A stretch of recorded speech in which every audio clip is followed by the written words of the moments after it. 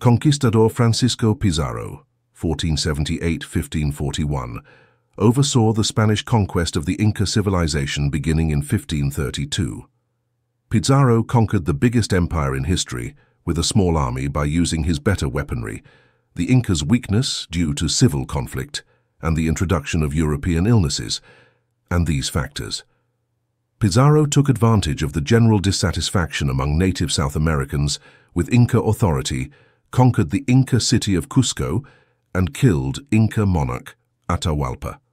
When the invaders started squabbling over the glistening wealth of a collapsing kingdom, everything for them came apart. In Trujillo, Extremadura, Spain, Francisco Pizarro was born in 1478. Francisco came from a lowly family. His mother, Francisca González y Mateos, was a local farmer's daughter, and he was the illegitimate son of Spanish Colonel Gonzalo Pizarro, 1522. Francisco never even learned to read or write because of his upbringing in an environment that prevented him from going to school or from being recognized by society. Given the lack of benefits associated with living in Spain, it is not surprising that Francisco, like many others of his age, was drawn to the New World's promise of wealth and renown. Francisco traveled to Hispaniola, present-day Dominican Republic, in 1502 alongside Nicolás de Ovando. Hispaniola had been a Spanish possession since 1494. Francisco relocated to the mainland around 1509, when he accompanied Alonso de Ojeda's voyage to the Gulf of Uraba, which is located off the coast of what is now Colombia. Taking in the views, if not the wealth, of the New World, Francisco accompanied Vasco Núñez de Balboa's expedition in 1513 to cross the Panama Isthmus. Francisco was therefore among the first Europeans to lay eyes on the Pacific Ocean. After that, he made his home in Panama, where he had a prosperous political career as an inspector of encomiendas, the authority to use native forced labor in a certain region, and a magistrate. Because of his reputation and network in Panama, Pizarro was able to consider going on his own exploration trips. Tales of a vast and prosperous empire residing in the uncharted territories to the south began to spread northward. Pizarro managed to gather enough money to go there in 1524–1525 and conduct an expedition. He sailed up the Biru River and explored the northern coast of South America, but he struggled to make much progress due to strong winds and currents. At Punta Quemado, the company encountered an antagonistic tribe, resulting in Pizarro suffering 7 wounds and several of his men losing their lives. In March of 1526, Pizarro set out on yet another trip. Pizarro sailed to the San Juan River and attempted to march the interior, but wetlands again impeded his path. The first European to sail across the equator in the Pacific was Bartolomé Ruiz, Pizarro's pilot, who had discovered a balsa vessel full of trade items, including gold artifacts.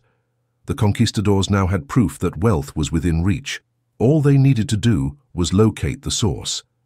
Disregarding the governor's instructions to return to Panama, Pizarro continued his journey to the Gulf of Guayaquil, which is the meeting point of the coastlines of Ecuador and Peru, with a volunteer force.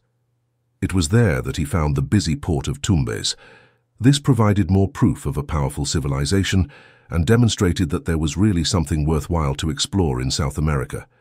He would have to first go back to Spain and get royal clearance for his second, more extensive trip, which would aim to replicate the discoveries made in Mexico by his fellow countryman Hernán Cortés, who had overthrown the Aztec Empire.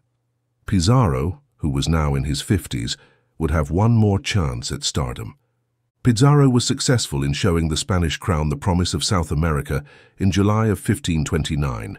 He was first appointed a Knight of Santiago and subsequently granted the title of Adelantado, which was the Holy Roman Emperor Charles V, King of Spain, conferring upon him the authority to assume the role of governor over any newly colonized territory. Additionally, Pizarro was able to retain 4/5 of the money made along the way. Among his other responsibilities were establishing strongholds to maintain control over the newly founded colony and recruiting clerics to propagate Christianity. In 1530, Pizarro planned his third trip, which he embarked on in December of that year, venturing further into the unknown. Less than 200 combatants followed Pizarro into the Andes. Having accompanied him on his two previous expeditions south, Diego de Almagro served as his second-in-command. The Europeans pillaged their way from Panama along the coasts of Ecuador and Colombia aboard two caravel ships, with the crew walking ashore while the ships off the coast trailed them. Pizarro awaited reinforcements at Cuac, Ecuador in February 1531, resulting in a final troop strength of 260 men. After making a laborious march south, the mini-army captured Tumbes in February 1532 and moved inland. The well-constructed storehouses and roadways the invaders saw along the route were clear signs that they were entering the domain of a powerful kingdom. Last, on November 15, 1532, the Inca people were first communicated with, and Pizarro sent word that he would want to meet with their monarch in Cajamarca, high in the Peruvian highlands. Pizarro would greatly benefit from two reasons for his victory. The first was the spread of European illnesses from Mexico and Central America to South America. A startling 65–90% of the population perished in this wave.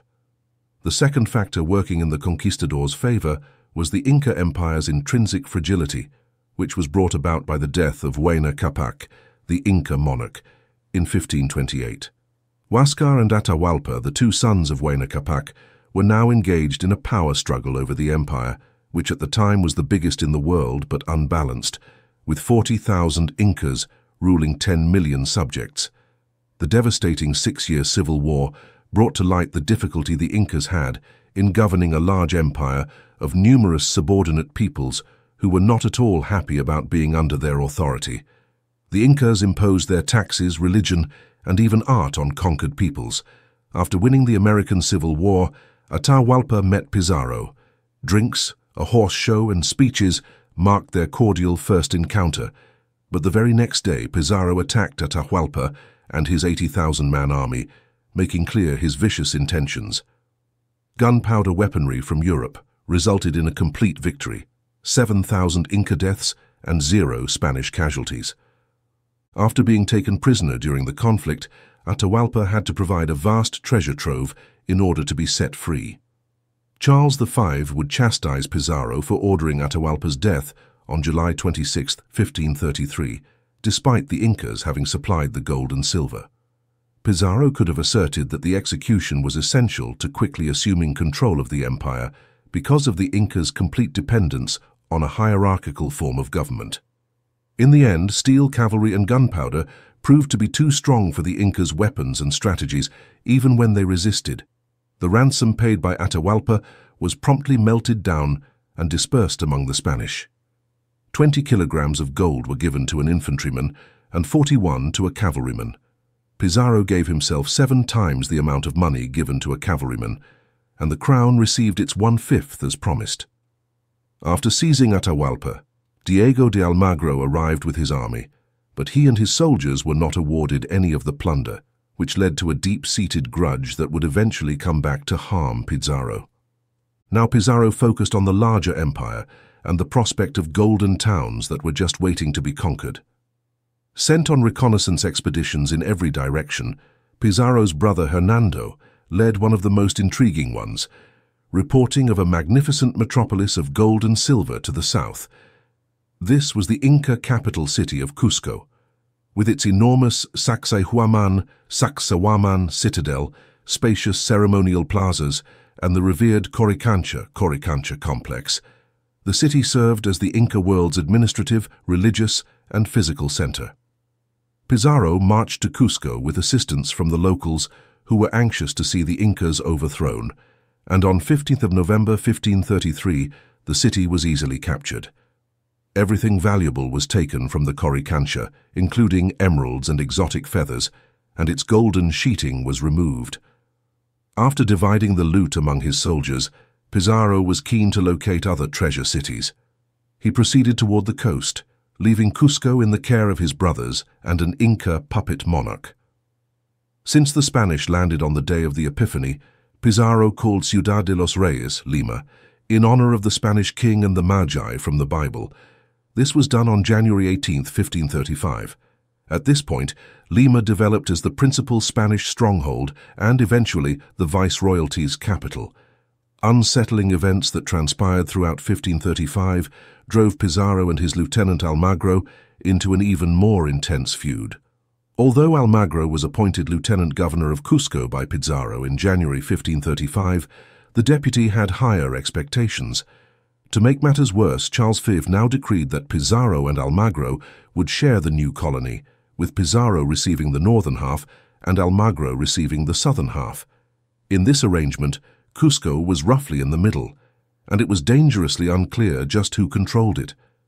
Due to his newfound claim to half of the colony, Almagro departed Cusco in July to explore what is now Chile and the area that the Spanish dubbed New Toledo.